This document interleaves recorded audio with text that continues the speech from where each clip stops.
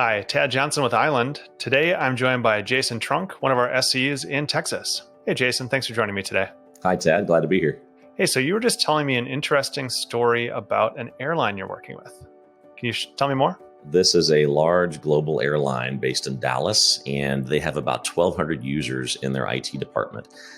They are using a piece of technology to protect their most sensitive credentials for the whole enterprise, all of the servers, all of the secret passwords for their most secure elements in the company.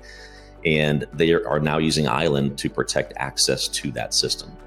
So super exciting now that they have the ability to log and measure exactly what people are doing, exactly where the admins are going, what credentials they're pulling. And even some of the privileged systems, if they're making a change to a privileged system, they know exactly what that change is and who did it. And what was the previous solution they were using before they had the enterprise browser?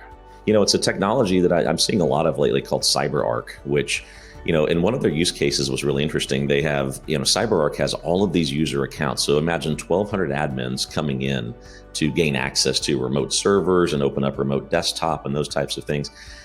It's funny, there's certain accounts, though, that are visible that maybe not everybody needs to see. And apparently it's really difficult for that technology to only show the passwords that some people are privileged and should have access to. We were able to literally take those out of the display. So as they're going through their systems and finding the systems that they need, we took out all of the system level accounts that don't apply to anybody except, let's say, 5 admins in the whole company. So it really lessens the potential risk factor, the risk vector for users to come in and potentially get into accounts that they shouldn't have. Even though that it is a privileged access system, it needed a bit more governance on top. Yeah, so they're able to apply one additional layer of protection beyond what that CyberArk tool was doing on its own. Exactly, and requiring the use of the Island browser, that's the exciting part there, because CyberArk themselves, they had their own option for this. They have another solution that's more of a browser extension solution that they were considering. They were considering this solution, but again, it requires that people install that solution and people actually use the browser that's installed in. We've taken care of all of that by requiring the use of Island outside of any of those browsers. Very cool. And this is this now Island is being used as the default browser for this organization?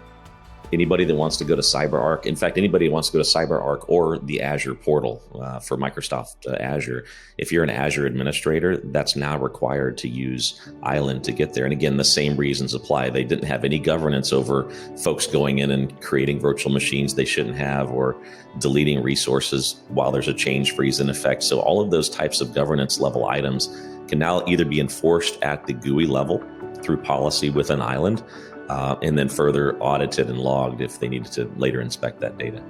That's really interesting. And I think it's a good example too, where they're solving this immediate problem with the Island Enterprise browser. And of course, as new challenges present themselves, they now have that wide toolkit that we offer where they can apply those controls or apply that additional visibility on any future challenge that they might experience. We had one requirement from them that was pretty interesting. If you wanted to create a virtual machine, you have the option to pick a basic networking type, which they disallow in the company, but there was no way within Azure to turn that off. So folks were still clicking the basic policy. So now that we've enforced Island is the only way to use Azure, we literally took the button right off the screen. So now nobody's doing it. I like that. So applying not just the controls, but also how it's being used, or the specific variables that are being used. And obviously Azure doesn't give you that as a configuration choice natively, but we can do that with Island. Exactly. Oh, really cool.